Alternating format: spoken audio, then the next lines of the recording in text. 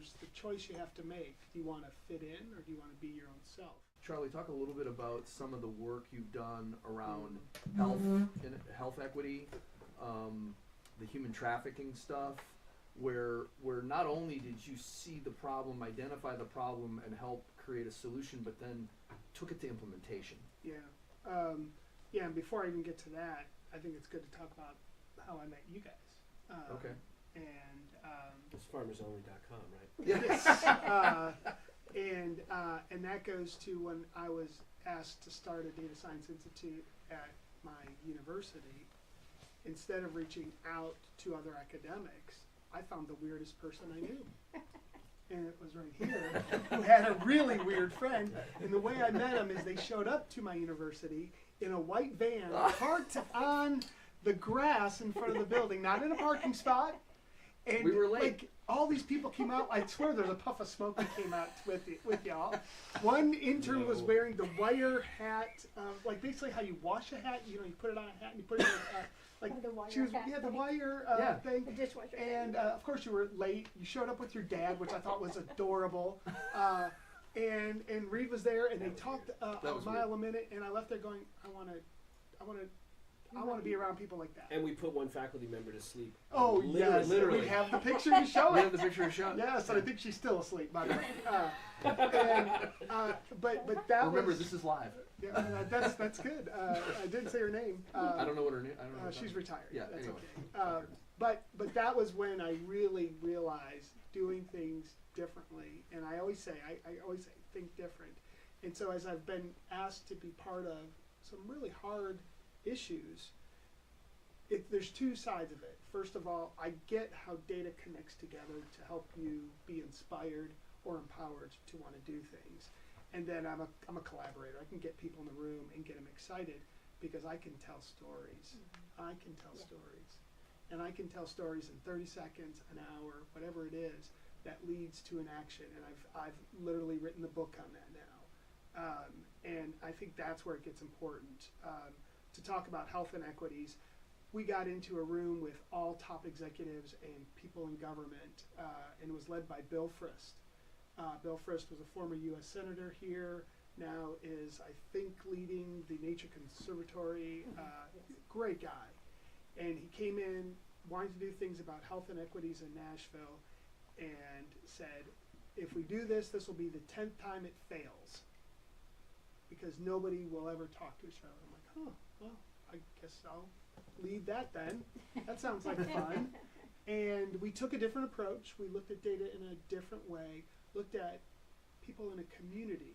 And instead of blaming the individual, we said, how can you ask a mom who works 2 jobs, that picks up her kids after, the after-school program, and as she's going home, she sees 12 fast food places, and how many grocery stores? 0. And if she does go to one, she has to pay for parking and leave her kids in the car or take them with them and get, of course she's going to McDonald's on the way home out of convenience and affordability. And so that was the story we told, instead of people just gotta stop eating so much, and it's their fault. And so we took that to the mayor's office. And we walked in there, and he wasn't going to show, so we were going to meet with the chief of staff, which was still a really big deal. And we were looking just to tell our story of how we've identified certain factors that matter the most. I had all this stuff ready, and then the chief of staff said, hey, the mayor's going to show up for about 90 seconds. He just wants to say hi because he thinks what you're doing is great. And I'm like, oh, wow. Instantly went into 90-second data storytelling mode. And I had 90 seconds. He started hearing, and literally what I just did with you, that was what I told the mayor. He sat down and grilled me for another 90 minutes. And at the end said, do you think $1 million will be enough for you to do a wellness opportunity zone here in Nashville? And I was like, considering I was asking for nothing, that sounds great. and that was our previous mayor, Mayor Cooper. And he was like, I've got some extra money in my budget. I'd love to give it to something like this. And the next mayor, Mayor O'Connell, loved the idea and did create 37208 now is a wellness opportunity zone, all based on those kind of questions. And we weren't the 10th one to fail. We were the first to succeed. It wasn't because I had mad data skills. It wasn't. It was the stories we were able to tell because I went to those health centers. It was also basically you were told you were going to fail, and as a contrarian, you went the opposite direction. You took the opposite direction and then succeeded, despite what you were told. I always am shocked at when the simple things in life I do, nobody would do. Like bring people from diverse backgrounds together. And remember, we had 60 people in that one room, and we talked about how we could actually do things, and we left there and then did them. Yep. And I thought that's just what you're supposed to do, right? And if you ever woken up and you feel like this incredible thing that you know is a mission that you could achieve, like I want to do this. Like I've had it where my heart actually hurts. I want to do something so bad. Go do it, and don't do it like everybody else does it. And do it now while you're young and you don't have as many responsibilities, and I don't know if you all have family, children or anything like that, but while you're young and you have the opportunity, your freedom, do it. When the older you get, the more life happens and it's harder. That's true. It's a superpower. You can work 16 hours a day and you can live on Taco Bell. Sorry. Yeah. Ramen noodles. That was the only Ramen stuff we noodles. could afford. Yeah. Yeah. Kraft macaroni and cheese, and it lets you do kind of amazing things. And I think what Shauna can then talk to as a contrarian is she could talk about all the reasons why she shouldn't do something. She's got kids at home. Yeah. She's there's all these different family dynamics. Work is a pretty stressful one. A lot of people can get laid off, and then is she going to be one? And then she has to perform even higher to make sure that And I'm talking not really that's happened, but that could be all of those things, and then she goes and does 10 more things to help others. So talk about that. Well, and part of that in me is my dad worked on the assembly line at General Motors, and General Motors would shut down every couple of 2-3 years. They'd have a layoff, and he'd be laid off for 6-8 months. And he had 3 kids under 5 at one point, and he was like, "Oh crap, I've got to feed them," And my mom didn't work. She stayed home with us kids, and so he grilled into us that you never rely on a single source of income. That gives you so much more power in life. So I've just always had and it's not always been I sold stuff on eBay. It's been little things here and there that I've tried out, and some things have worked better than others. Drop shipping, things like that. I mean, I've done a lot of little things, but I don't like to rely on a single source of income, because that way when my company does something that I don't like, I can say, you know what, we've had a good run. And and I've done that with companies before. We've had a good run. I think our time here is done. So let's figure out a way where I can peacefully leave, and you give me a package and you package me out, and I'll walk away, and we'll all be happy. And that sparks the conversation of, wait a minute, we don't want you to leave, or okay, let's do this. We can make this peaceful. It doesn't have to be a dramatic thing. Questions? Thoughts? Yes, ma'am. What is that limit? What's your limit before you leave a company? Somebody once told me, if you're asking the question, it's probably time. Yeah. But I always like to give my leaders the opportunity to I keep a list of all the things I do. I have a little spreadsheet, and I every time I do something improvement or automate things, I keep track of how many hours I saved. And so then when I go to them, I say, look, here is what I've delivered in the last year, 6 months, whatever it is. And I say, and I think my market value is here, and this is where you are paying me. And so is there a way for us to get to there, or is it time for me to look for other opportunities? And so I present the question to them, and they answer it. So I How very contrarian of you. Yeah, I'm sure HR loves that shit. Oh, Yeah. God, HR hates me. And I'm the That's queen. genius, actually. Yeah. I like to, I do the same thing with people that work for me. If you're an underperformer, I present the question of you as if you were me, how would you handle the situation? How would you? And so make them solve the problem. So they're part of the solution. I've never had a worse year than a whole year of knowing I didn't fit in a position and trying to fake it every day. It was the most exhausting thing I've ever done in my life. And when you're an academic, you don't leave. Nobody leaves a job. When I went from one university to another, people thought I was, you know, Insane. oh my gosh, like you're leaving us? What did we do? You know, it's like nobody leaves Murfreesboro, Tennessee, and it's like, oh, okay. People leave jobs all the time, but not in academia. But it was that if you're waking up and you're already tired, then that's definitely a reason to really start looking for what's next. Somebody told me, or I think it was a meme I read that was like, what the real culture in your job is how you feel about it on Sunday, about coming up Monday. Mm. So if you're starting to worry about it on Sunday night, then there's a miss there. Sunday scaries. Sunday scaries. Yeah, when you get to Sunday scaries, you're You like, start "Ah, I going, don't wanna oh go my to work gosh. on Monday." And I've been there, and then, you know, yeah, and there's been a lot of, like, I've stayed too long at many jobs, but I get to the point, somewhere around 3 to 5 years, my wheels start spinning, and I'm like, okay, what's next? I need a new challenge. Other questions? Comments? I don't know. So it's to you, it's more of like a self-respect kind of thing, of like, this is what I'm worth, but I'm not getting that. This is what I want to do, but I'm not being like allowed that opportunity. What about like a moral aspect? Yeah, there's definitely a moral aspect there too. Like, there's been companies that I've left quite abruptly because I was like, yeah, I'm not, I'm not aligned with what you're doing there. Like, it's a gray area. It's too gray for me. I'm not willing to, to do that. And, like, when you are that assertive and that contrarian, I guess, you also have to be prepared for them to say, there's the door. Mm-hmm. And so I have that conversation, like, with my husband where I'm going to push the boundary, and it might be the door. And he knows he'd be married. So, but having the multiple sources of income, I can say, all right, well, even if I leave this job, we've got income from these things, and then, while I look for another opportunity or something. And so that gives me a lot of freedom there. But yeah, it's a challenge. I think it's also, like, if you feel like that time is ready, sometimes it's really hard, but it's okay just to take a step back and not move too quickly. Mm-hmm. So I'm somebody that loves to jump at things, and then I get myself in trouble because I don't ask the questions until I'm already signed on the dotted line.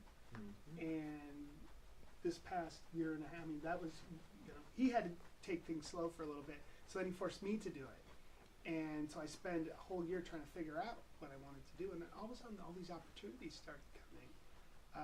Like, I think I gotta tell one of my consulting companies that I'm not gonna be working with them here soon, and it's because of other opportunities, and that's really hard because I don't want to hurt anybody's feelings. Well, and that's so that's an interesting. You're bringing something up that I think is fascinating that I've experienced, which is doing the opposite of what everybody else is doing, which is, again, contrarian. The idea that moving slower could become a market advantage, right? Where everybody else is speeding up and as fast as I can go and this and that and the other thing, and to back off the gas pedal and to slow down, which unto itself is sort of counter to what everybody else is doing, has turned out to be, for me, a superpower, Mm-hmm. right? But it took a long time to get used to the notion of slowing it down as opposed to speeding it up, and very much against a lot of traditional wisdom about that.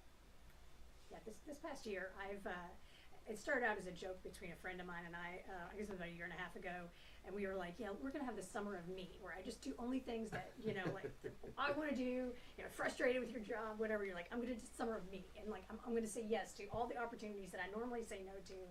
And so that turned into a TED Talk, that turned into, that turned into so many, like, a position on the on the NTC board. It turned into, like, all kinds of things, a book that's going to come out, YouTube videos. And so it was crazy. And so then it just became, well, why don't I always do this? So for me, it was like that, going against the status quo of, I guess, and part of that is being, I guess, having more experience and the ability to say no. But instead of giving the company those hours, 5 to like 8 p.m., when I used to just, work until, I just had to stop, Now I'm like, you know what? I'm going to use that time for me. I'm going to do things I want to do that fill my bucket up, and I'm so much better at both sides of things. I'm a so much better employee. I'm a better, with my family. I'm better, I'm happier. And so I feel like it's given me this whole, something I had never thought about. I think that, growing up in small town Kentucky, you take every opportunity you can, you just work as hard as you can. Just because I'm curious, where are you from? Near Maysville? Like, where's your home place? Bowling Green, Kentucky. Oh, Bowling Green. Okay, Yeah. that's actually fairly cosmopolitan by Kentucky It is standards, now, isn't it? by Kentucky standards. I was still expected to be married by 23, and I failed. To your miserably. second cousin? I failed miserably. Failed Yeah. miserably. Uncle Daddy. Yeah. I was supposed So- to go to so- college and get married, and I did not. Do you So- consider yourself an entrepreneur? Yeah, I do. You sound like an Definitely entrepreneur, are. right? Yeah. Yeah. Yeah, there is the security of like medical insurance and stuff that is the reason I stay in corporate America at this point. It's all about the medical insurance, and I'm coin operated too. I'll be. I'm sorry, you're what? Coin operated. What does that mean? You dangle enough money in front of me, and I'm like, all right. I like that. Put a I- coin in and go. I got you. Yeah. like, There you go. Coin there's operated. that too. I'm stealing So that. coin operated. Yeah, stealing that. I mean, everybody's got a number, and so I think that growing up with humble beginnings makes me always chasing that. I never know when it's going to stop. That's always in the back of my brain. That fear of what if the opportunities dry up someday. So take every opportunity that comes your way. We had a minute where we were talking about personalities who are more of a employee personality and more of a risk-taking personality. So I'm kind of curious about how you balance that inside Yeah, I the mean, Bezos. the risk-taking Ramazan. piece of things. In AI, and we're dealing with data and automation and things like that, there's a lot of risk involved.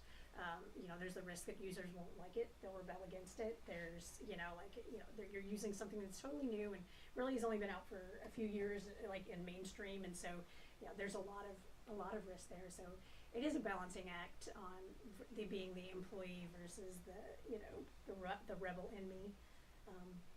I'm funny in that I don't know if Charlie's like this, but I don't like rules. I don't like people imposing rules on me. Oh gosh, I'm so. How many of you bad. guys like people Even to the imposing point rules on I you? don't like to go to fitness classes because they tell me what to do. That's a good excuse. I'm gonna use that one. Yeah, I don't like being told what to do. I like having that autonomy. Now think about that. When you're at work, do you like having the autonomy, or do you just want to be told? At this point in your career, it's okay, right?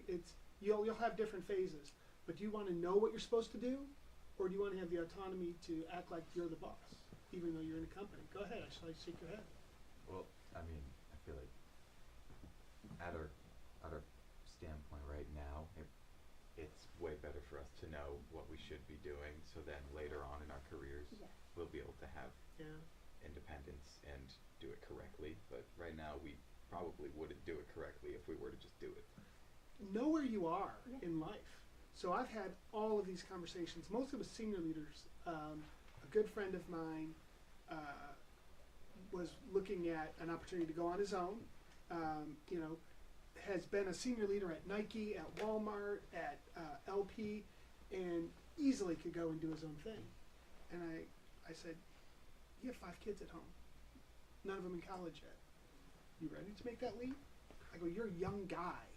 I'm considering, I go, when I had 4 kids at home and not in college yet, I had to do a certain thing to get to that point. And the minute the last one went into college, I became an entrepreneur.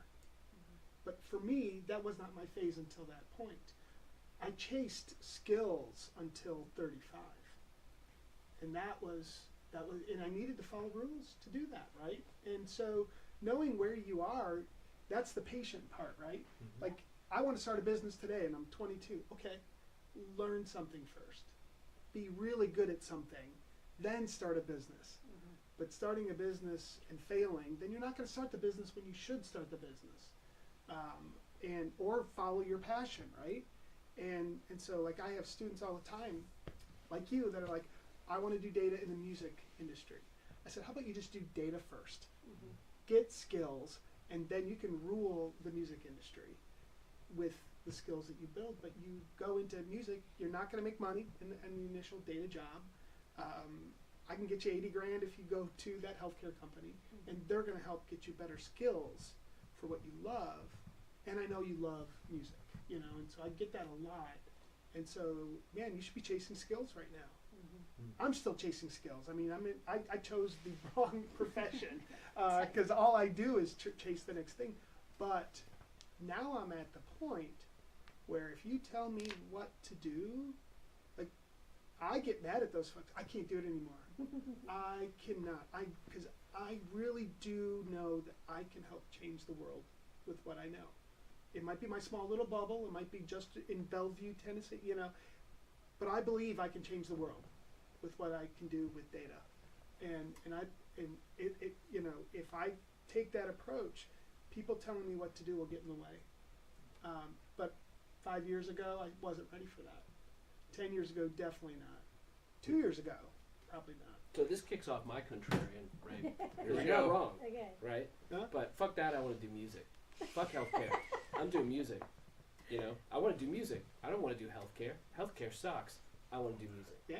So you're not wrong about building those skills, but man, I don't want to be in healthcare for 5 years while these guys are in music, and then they're 5 years ahead of me in music because they've done their networking and they've paid their dues and they've What done does it all mean that. to be in music?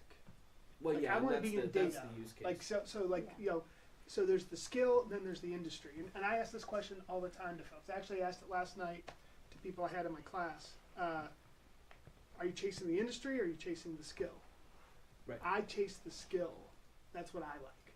Like I love anything to do with data. I'll become an expert in crime if it's got cool data. Where you know what? Honestly, if all you want to do is be in the room, and you don't care if you're whatever happens in music, because I'm going to sound really bad if I start talking about that. I'm the only kid in my school that did not make choir. That happened. My mom is a pianist. My parents met because they were in a band together, and then they got me. And it's so. I just learned something about you. I didn't know this. Yeah, my mom. Yeah. They were in a band. My dad was a Awesome. clarinetist in an Armenian band in Detroit. An Armenian. Yeah. The only Uh, one, right? Hey.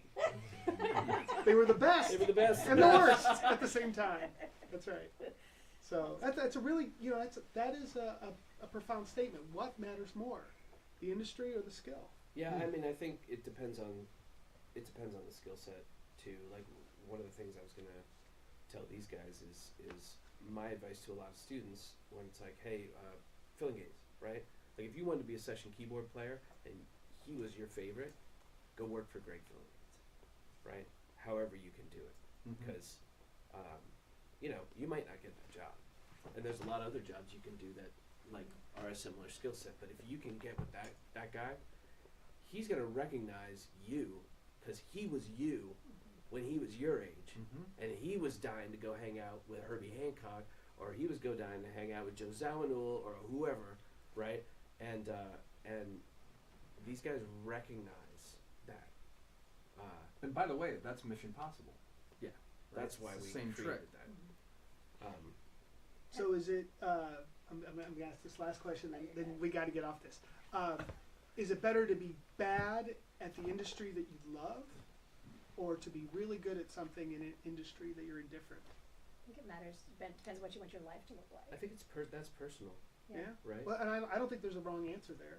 Like I was a double E major and a business major, and like that just wasn't gonna fly. Turns out I know a lot about business now, right? But you know, that was all school of hard knocks. But yeah, I was depressed.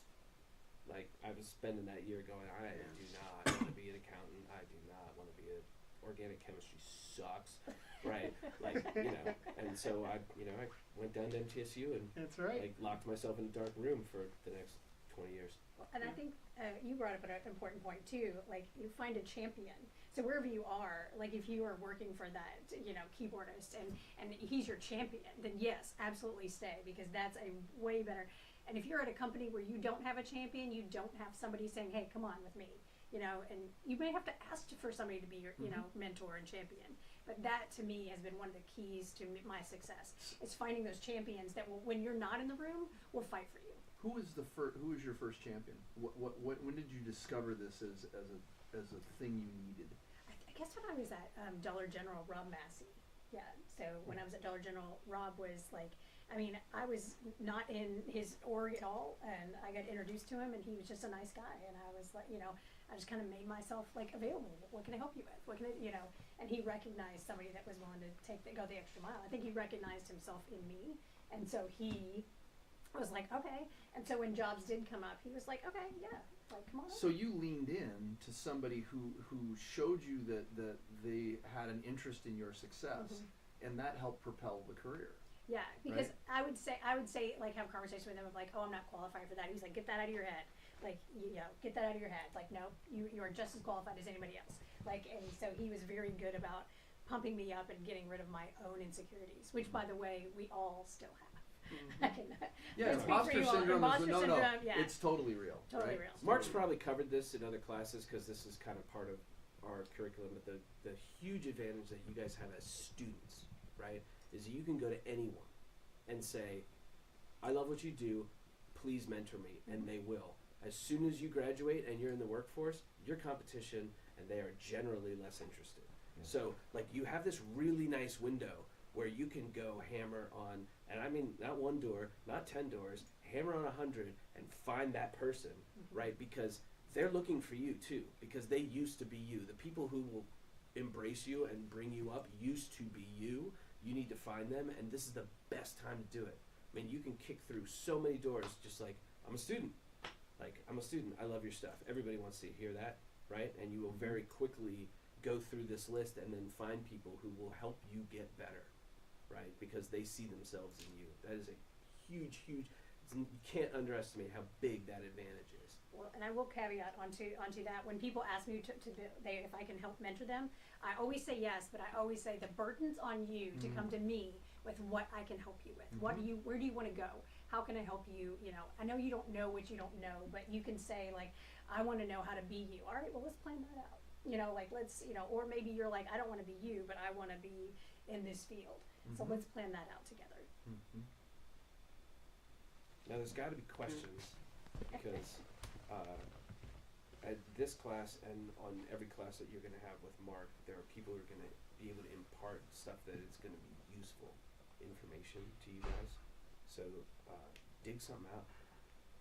Go. So you all seem to have this, I mean, in some aspects, a very similar mindset that, like, you really don't want to be pushed around. You know, you want to do your own thing. And I'm just wondering how, in a way, how did that get built? You know, how did you train yourself, or what experiences built that mindset that allow you now to be able to think in that way? Yeah, mine's 100% upbringing. Two parents that just were that way. It's probably being Armenian first, and then having parents that, and my dad was, gosh, what a son of a bitch.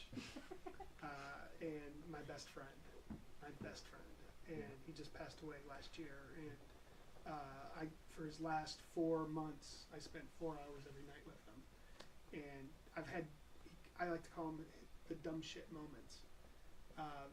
The first one was I was working with him in his business, and I hated it. It was hard. Manufacturing or automotive in Detroit in the late 90s was awful. The only way we got business was to bribe people. And I was the one that got to do that. I mean, it was awful.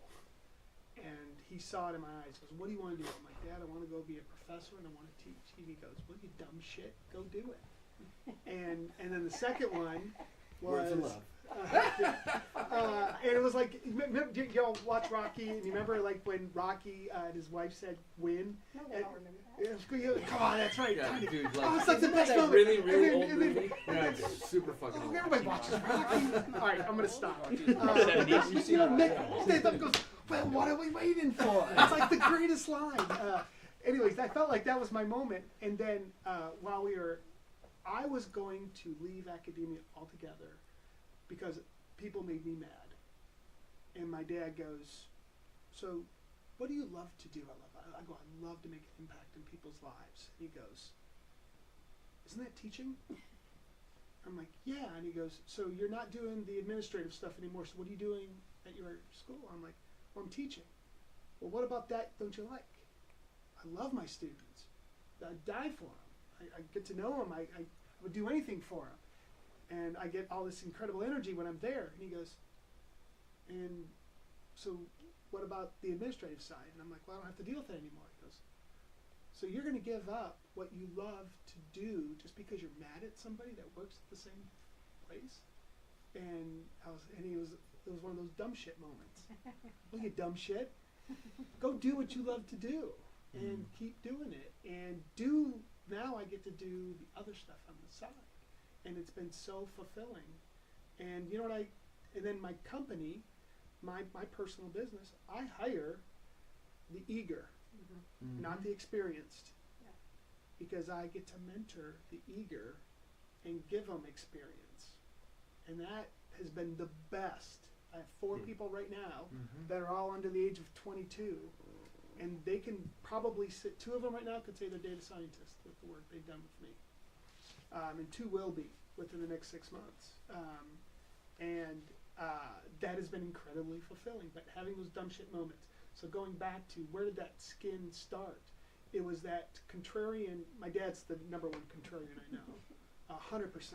And it was always this. If you think about the like what makes something happen. Like if you think of it, to me it's always a data equation, but it's like for real. You always will be a contrarian then, because like right now, if you think about both sides of politics, Here we go. I'm not going to say politics, but what I will say is when something happens, both sides get mad, right? And I'm like, well, what would be the right approach? And I get vilified for it because I didn't take one of their sides. I'm trying to actually think about how to solve the problem, and that gets me in trouble because I didn't say go on the left or go on the right. I'm like, well, what would be the best way to do education in this world today? And oh my gosh, don't do that, right? But that's the way I think. And so By the way, I just read a great op-ed about this, and they said that the way to hack that is to establish an emotional connection with that person, and then start having that conversation. well, good, it's my wife. Oh, There you go. And boy, Yeah, if well, I you're screwed, buddy. yeah, I know. yeah, that's a no, TED Talk no. I can't ever give. So the thing I would say about your question to me, right, is the idea, and I think I shared this with you. If I didn't, I'll share it with you guys. There's a great interview with Yvon Chouinard, who founded Patagonia, and he talks about the contrarians as juvenile delinquents. So for me, it's about juvenile delinquency. It's about somebody telling me I can't do something, and as soon as they tell me I can't do it, it makes me just want to go do it. If for no other reason, just to piss them off, right? And that's either in there or it's not. Some people are sort of inherently combative and inherently sort of, oh yeah, well watch this. I don't know what the fuck you're Right? talking about. I don't know what the fuck you're talking about either. And so I think what it took me a long time to recognize was that there was a price to be paid for that, but that it was a superpower. And so I've learned to accept the price, and I have learned to follow my instinct, even when it gets me in trouble, right? And I was doing it when I was younger, and you don't feel like you can get away with it, but what you don't recognize is that people have short memories, right? There's a lot of what you're worried about today won't really matter in 5 years, right? It's big right now, but it may or may not be relevant going forward. So to me, it's about trying to get to the place of understanding what is my place, what am I great at, and owning it, right? And saying, this is what I do. Now, whether you like it or not is not up to me. It's what's up to me is to be who I am. And that's a trick. And when you're younger, getting there and getting that level of confidence takes some experience, but it also takes getting and dropping down into yourself and recognizing this is who I am, and now how do I operate out of that place? To wit, I would highly recommend that you find a way to do therapy when you're in your early 20s. Sounds crazy. Really wish I had done it. just because it allows you a way to like look in at yourself. Because what he was just saying is, you have to find out what you love, because that's what you're going to be great at. That's what you're going to spend the time on. That's what you're going to enjoy. And sometimes discovering that is, you need help. And, you know, shit's confusing. Life's confusing, right? Like, so if you have the opportunity to do that, and I don't even know how you do that, and obviously no one's going to go blow $150 an hour to, like, you know, do that. But if you have an opportunity somehow, do it. Trade for it. Right? Somewhere out there's a therapist that wants to record some demos, or you know what I'm saying? Like, he wants a guitar part on something. But it's very useful. Like, if I had it to do all over again, I definitely would have done that earlier. So I want to know, Shauna, Yes. was it learned? Did you have to develop it, or do you feel it was? I feel like that I was always like that contrarian, that rebellious part of me, but I learned to keep my mouth shut. You know, for a long time, I guess I just passed. I kept my mouth shut. You know, I just like anything like politics, religion, any of that stuff, I would just keep my mouth shut. And I still keep my mouth shut most of the time on those things, because I feel like best case scenario, you alienate. I never talk politics because You alienate half the people, best case scenario. So I feel like it's just a subject better left, you know, unless I'm really close friends with somebody. But I think that, I think a lot of it, I eventually confidence. To me, it was confidence. The confidence in myself, and that, no, this is what I'm good at. Like, and not listening to that voice in my head or other people saying things. Like, for instance, my TED Talk, my husband sent me a text. He was like, "Don't look at the comments," and I'm like, "Well, great. Now I'm gonna look at Never read good Well, if comments. he says that, that means there must be bad must ones. be bad ones." And I was like, but then I thought about it, and I was like, I really just don't care what people are saying. I didn't do it for them. I did it for me. And so, like, learning to have that confidence in yourself, that you're like, okay, well, there's just gonna be haters out there that don't like what you do. You know. You know, it's a great phrase that somebody told me is, never take criticism from anyone you wouldn't take advice from. Which includes most of the internet. Pretty much. I mean, it's Pretty much it's a all of gold the mine of internet. people who have the ability to, you know, be negative without any what they think is anonymous, you know, no repercussions. So. Yeah, I think you all are not from here. Is that right? Yeah. You are from here. Oh, No, we're No, not okay. from here. No. So when I first came here, like from Detroit, if you didn't like what you told somebody what you thought, right? Everything was, you know, out there, and then you hugged them and did something with them, right? You know, it was never that. Completely different here. Everything is, everybody's really nice.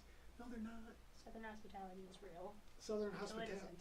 Whew, man, and so I didn't realize the back channeling that was happening. I thought, you know, in Detroit, everything was out front, and not at all here. We're like, bless your heart. Oh, bless your heart means you are in Which trouble. means fuck you. And Yeah. It means go fuck Yeah. yourself. Yeah. And Or so isn't that something? that I had to learn, and now I think, you know, I'm definitely like, you know, the Nashvilleian, where you get in an elevator with me, I'm going to talk your ear off the whole time. I would have never done that in Detroit, never. So it's really different. I don't know if you're noticing that. So assimilating a little bit to here, it's okay. It's okay to be more like those. Just understand what you're in, I guess. But yeah, like you're from Jersey, man. It's like Know your it's so audience. much fun. Like like my wife, when she went to our house for the first time, and we're yelling at each other during dinner, and she goes, "Oh my God, you guys hate each other," and I'm going, "Oh, that was fun. I really enjoyed that." And then coming to the South, whew, changed my mind. You know, so. And some of you are going to end up here because Nashville is kind of now the songwriting capital. It just is. It's the mecca. And Oh, not and it's a just great country. place. It's a wonderful place. Yeah. Except for the drivers, fuck the drivers. Oh my Yeah. God. Well, Yeah, I You know totally what? agree. Drivers Fuck suck it. everywhere now. Let's just say that. Yeah, but they suck really bad. You know what's here in funny? spots. Everyone I talk to, my kids are in Maryland. Maryland drivers suck. Like Philly drivers suck. I think drivers just generally suck. Like we all suck. It's a very New Jersey Nobody opinion wants to be have. in I'm it. not gonna lie. Everyone's on their phone. That's Yeah. part of it. Yeah. Contrary, New Jersey drivers are worse. No. I don't I'm like not that. gonna get Here into we this go. argument right now. We're not worse. but, You guys are just fucking slow. Exactly. No, he's right. That's actually He's from Mass. He gets it too. Yeah. He's pretty. There you go. He's about the same. Other questions or thoughts? Any contrarian thoughts? I have a question. This deep into your career, do you ever find yourself having a time where it's like, maybe it is smart for me to stay quiet now and then wait a little bit? All the time. Or is it always, okay, this is the time, this is the time? It's definitely a pick your battle situation for me. Like, you know, being a woman in a male-dominated industry, I could write you a book about all the inappropriate things that have been said to me over time or that I've witnessed. And so, but you've just learned to keep your mouth shut because it's how you advance, you know, and to a certain degree. But I do speak up more now than I ever have because I feel like that now that I am in a position of leadership, that it's my responsibility to take care of the people that, you know, and to pave that path. Having a daughter, I'm like, someday she's going to come up and somebody's going to treat her this way, and I'd like it to be better for her. So I'm not going to make this like it's my job. I'm going to just say in general, with an organization, with whatever, if you're not incredibly passionate about it, but you are gaining something from it, and by saying things, it's going to actually like be detrimental, then you have to pick your battles sometimes. And I didn't do that until like, I mean, all the way until I turned 50, basically. And I always told you what I was thinking. And I realized in the South that wasn't a good thing. And so I thought being as transparent as possible. And then I was like, you know what? In some places, maybe where I don't want to take over the world, it's okay to just be a little, just shake my head. And, you know, and that's hard. That is hard because it's not that I want to change like what everybody else is doing. I want to bring people up. Like if I had my opportunity to work with you all, the first thing I think is, how am I going to make you better? How am I going to make you better? How am I going to make you better? And that is a lot harder than ignoring all of you and doing my own thing. So that's probably even more contrarian than anything else.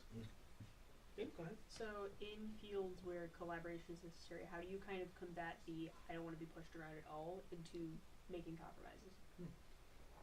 Productivity over negativity, and what works. I actually, I was terrible at leading teams, and I failed a lot because if we were on a team together and you weren't living up to my expectations, I just took over your job.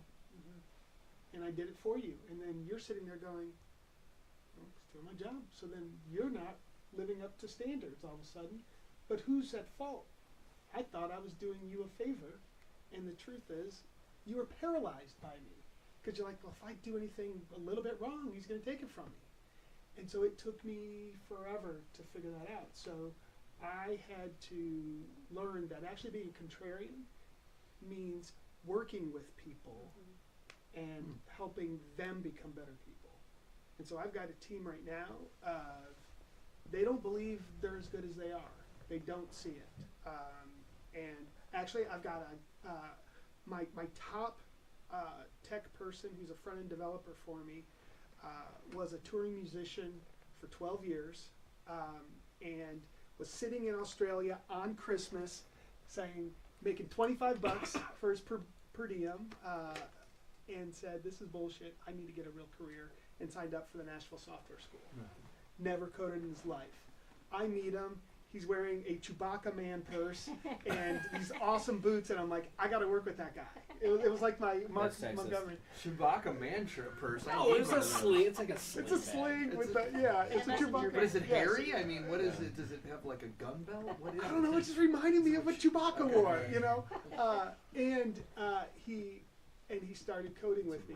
He still he wore a beanie to my one consulting company's place 2 days ago. I got a call. I mean, welcome to the South. It was like, if you look like, you know, I was like, oh my God, you know. He called out for the fronts here. But everything, when I met him, he was shy. He was like, I don't belong. And I've just poured I'm even paying for an office for him. I just bought him a new computer out of my personal pocket. Like, I just love this. I want to help him get started. And I don't know when that became my new thing. But why can't that be a contrarian? Find the person in the room that you know can be a rock star, but is too shy because he looks different than everybody else. And you know, if you're going to be in the music world, everybody's going to look a little bit different. But you take that same person and put him into an accounting consulting firm.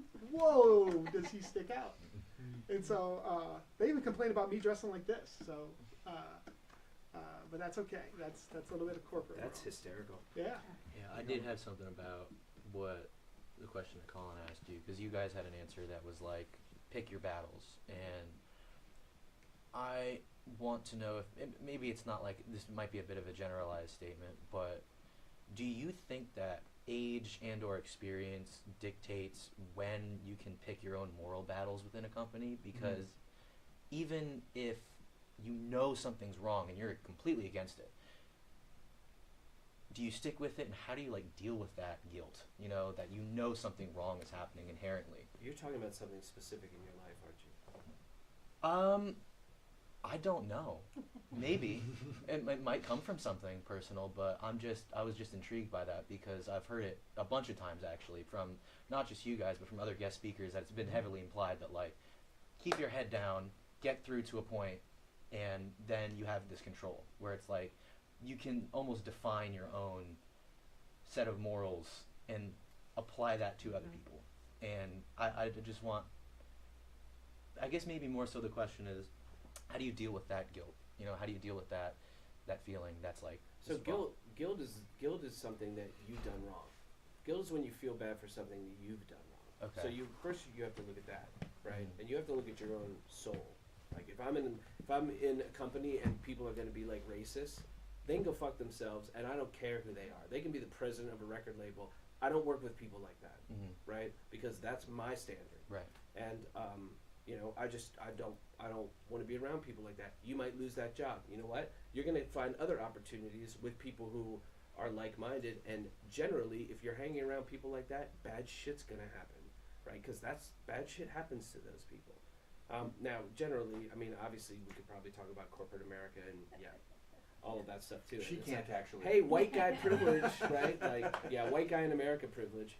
But you know, I mean, at some point, have your principles, right, and hew to your principles. People will recognize that. Just like people, when they ask for an opinion, I give opinions. A lot of people don't like it, but I get a lot of people that come back later and they're like, I'm coming to you because I know you'll actually give me opinion, instead of all these guys who are just like, oh yeah, it's great. That's so awesome. You know, because people figure out you actually care about them and you care about the thing that you're doing being great. And you're going to get past the whole like, oh yeah, it's a great vocal. Man, that sounds great. Yeah. Even though dude, I got yelled at in the studio. I had an artist lose their shit on me because I was like, you're singing terribly. You've had too much to drink. You're better than this. I'm not going to let you cut this vocal. And she's like, who the fuck do you think you... Next day, she was like, thanks so much for that. Yeah, those vocals were terrible. Like, I really appreciate it. And she still calls me because everyone else was like, oh, that's amazing, right? And I'm the guy who's like, no, I want it to be great. And so she wants to be around someone who really cares about her, right? So there's always return on investment on this, and you kind of have to weigh it. Like, if you're not going to make rent and you like tell your boss to like stack sand and pyramids, you know, that might be a tough decision, but you have to live with what you let go on around your life. Well, and this goes to the idea of you need to know your value system, and you need to try on the way in the door to establish, are these things lined up, right? And if they're not, then the choice you have to make is, how far are you willing to push into that value system before you go, all right, uncle, right? Like, I'm done. And I'm a little different. I tend to say, get the fuck out now. Like, don't stay. Don't be there. If it doesn't represent who you are, you're doing both you and them a disservice. Harder when it's 20 than when you're 50. Though. Sure, right. Yeah, and if you've got a stack of cash laying around and you can tell people to pound sand, it gets a lot easier to tell them. Yeah. And I really want to hear Mine. Shauna's. Okay, go ahead if you don't. No, I don't. No, I was just gonna say, yeah, like, I mean, if your rent's due and you're, you know, I could totally understand that. To me, I mean, you gotta eat, Yeah. you gotta pay your bills first. To me, I would justify it in my head as, I'm gonna start looking for a job now. Like, I've already exited in my brain. I'm gonna do what I have to do, but I'm also gonna start, and so I would just morally, like, say I did what I had to do to feed my family or to pay my bills, and then I would start looking around. So that's how I would justify it. You know, and when you were talking about like getting pushed around, you're going to get pushed around in the music business. I mean, you're going to get pushed around in any business, Yeah, but you're- especially in the music business. People throw weight around, and you also run in. I just did a record with one of the biggest producers on the planet, and he is impatient as hell. He's like, what's going on? Let's go, let's go, let's go, right? And what I did is I realized the reason why he's doing that is because he's like, we have magic right now, and I want to capture it, right? A lot of people would be like, dude, why don't you just chill? Like, why are you, that's not what that session needed. The session needed, I'm just going to make this go smoothly, and I'm going to deal with any problems, and I'm going to keep him in the moment because he's doing that for a creative thing. And you have to learn how to deal with people like that, because if I give him attitude or if I push back, it blows the whole session, right? And blowing that session, guess who's going to hear about it? Literally everybody, right? So I'm going to be a pro and not let my feelings get in the way and try and serve the artist, because most of us are working in music. This is a service industry, right? Yeah. Engineers, producers, this is a service industry.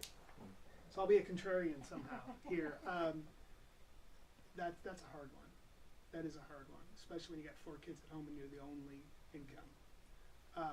But you can do 3 things. You can put your head down and ignore it. You can flee, or you could try to do something about it. And you may not be able to do something about it. Remember, your mental health is more important than anything else you're doing. And if something bothers you morally, it will destroy you from a mental perspective. And it's not worth it. Yeah. So, short term, can you put your head down? Probably. Long term, absolutely not. I mean, you're going to start getting an eye twitch all of a sudden. You're gonna not sleep at night.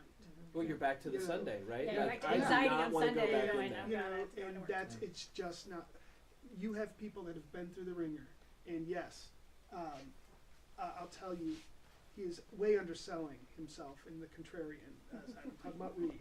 Yeah. Unbelievable cred stack over there. The most well-respected person I know in music, and brilliant. And so he can kind of get away with it to say something because he has earned the right to say, you suck today. So you'll get there one day if you really believe that. 20 years ago, could you have told that Well, person you know what? that? I actually learned a lesson when I was an intern with a producer, Peter Collins, right? Like, did all kinds of big records. Rest in peace. Yeah, Rush, Queensryche, all these huge records. And he asked me in the session, what do you think about this? And I said, I don't think it's my place to comment on that, trying to defer. And he was like, no, you don't get it. It's not your place to comment until I ask you. And then when I ask you, I want your honest opinion. That's why I'm asking. And that was a really big lesson for me, right? In keeping your mouth shut when you're supposed to keep your mouth shut. Because, dude, we chewed through interns who would do so much stupid shit that was just like, you're gone. But then being the guy who responded to that, because, I mean, I'm glad he gave me a chance, but I would have less respect for someone who's like, well, my opinion doesn't mean anything. Well, and the thing that I would say about that is that there's 2 sides to this, right? So very specifically, there is the notion of there's some shit here, it's got to get done. It's just got to get done, right? And back 100 years ago, I worked in Alaska in the commercial fishing industry, and there is not a job harder than that. I mean, you get up at 5 a.m. and you're done at 2 a.m. and you do that for 90 days straight. And depending on where you are in that ecosystem, you're on a fucking boat where like people are dying. That's where I was Yeah, like, one of the most dangerous yeah, jobs it's in one of the most world. and so. But what I learned is that there was a time to contemplate the work, and there's a time to do the work, right? So some of it's just about I just got to get this shit done, right? And that's the reality of how it works to some degree. There's also the should I really be doing this? And those 2 things have to kind of live together. And as you get better and have more experience, you're able to more quickly sort of ascertain, okay, this is shit that's got to get done. Do I really want to do that? And then do it or not, right? And if you can, sometimes, I think we all will, to some degree, will talk out of both sides of our mouth, right? But if you can figure out that, hey, I'm gonna pick some things up here that are gonna help me later, and I gotta pay a little bit of a price to pick them up. I'm probably gonna pick them up because I'm gonna take that and do something else with it later.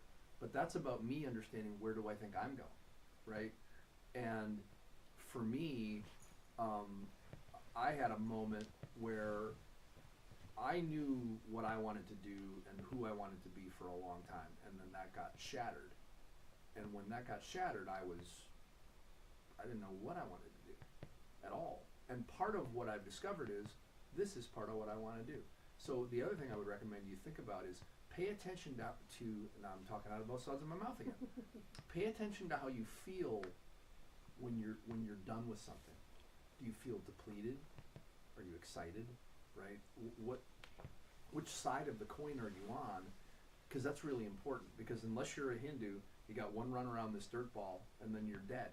So you better make it count, right? And so for me, I pay really close attention to am I walking out of this and I'm excited, or am I walking out of this?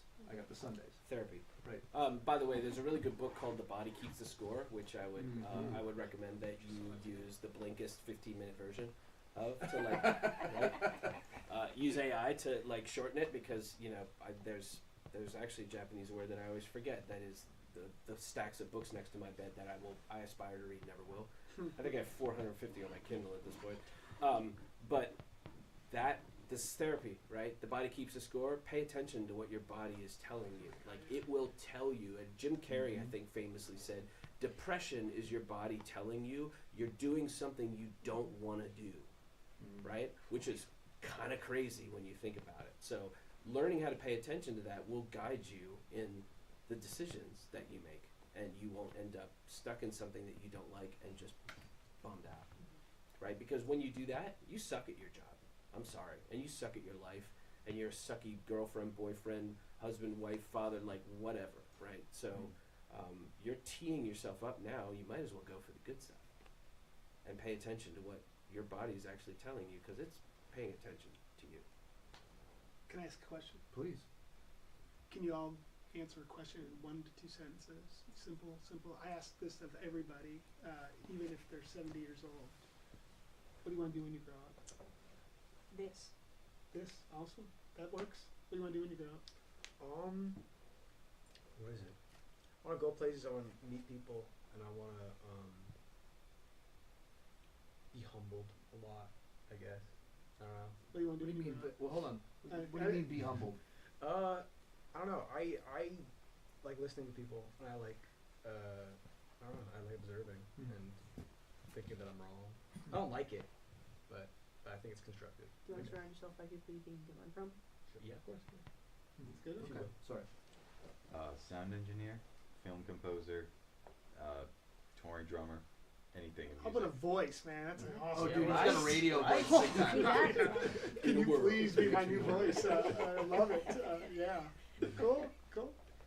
I want to reach as many people as I can, as far as I can go with the music that I make. Awesome. I want to be either a session guitar player or a rock star. Or a rock star. Both work. Go for rock star first. That's the plan. There you go. What do you want to do when you grow up? I like to make an impact on people, whether it's through music or other means, that would be pretty cool. Cool. Enjoy art and learn and take care of my loved ones. Oh, that's really good. Enjoy life, be a resource for musicians. What's a resource for musicians? I don't know, just something like, especially smaller artists, if they want to, be a star, they can come to me and I can help them somehow. So you're that person that can make others better. My wife has that superpower. And I don't mean that because she's my wife. I mean, in her job, she's so good at it. Everybody around her is so much better. It's cool. Keep going. I want to be an entertainer and have my own business, publishing business. What do you want to entertain? I want to entertain people. I always think of entertainment as something that can really save people's lives in a way, because my first exposure to entertainment was seeing Michael Jackson on a small screen when I was in Haiti, and I saw these lights around him and all the people that would go crazy, and I was like, this person can inspire these people looking at him, and he's inspiring me wanting to do something great, and I want to do something great and inspire these other kids that may look at the other screens. Keep going. I want to be happy. I want to feel like fulfilled in life. Write that down and look at it about every other day, because you will Every continue to have to get back to that. Actually, that's also just a quick hack. Write that down. Write it down 5 times. Read it out loud every morning. Mm-hmm. Seriously. Morning Write down. It's morning pages. Yeah. That's what Morning Ernest was mantra, talking Write about. down That's 5 things Ernest- that you're that's grateful Ernest for, for sure. like every day. Just remind yourself. I wonder I've been why. to therapy. I know. And, I've been and what is happiness? And it's not money. It's not the other stuff. It's not titles. It's petting your dog every morning. It's silly things. Yeah. What do you want to do when you grow up? Just want to build and make things and also help people. Yeah. Good. I want to be a concert promoter that brings people together to help the communities around them. Awesome. We missed our Faith back there. I also want to be happy. Oh, I just want to be happy. Read. Reed, what do you want to do when you grow I up? want to be a fireman. I enjoy elevating people, Yeah. Awesome. helping them get What better. do you want to do when you grow I up? don't want to grow up. That's a great answer.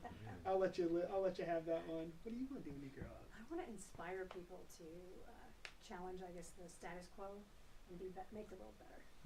Nice. What do you want to be when you grow up, Charlie? It's changed. I used to want to be a first grade teacher and wipe noses and tie shoes.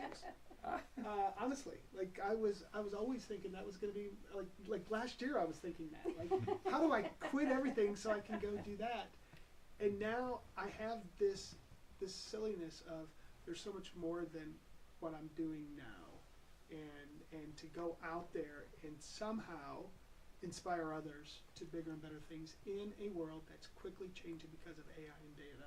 And I know that stuff, and I feel like I make people calm and less fearful when I talk about that stuff. When other people do it, they put fear in people, and make you feel dumb. I want to do the opposite. Oh, that's a contrarian. I think you Damn!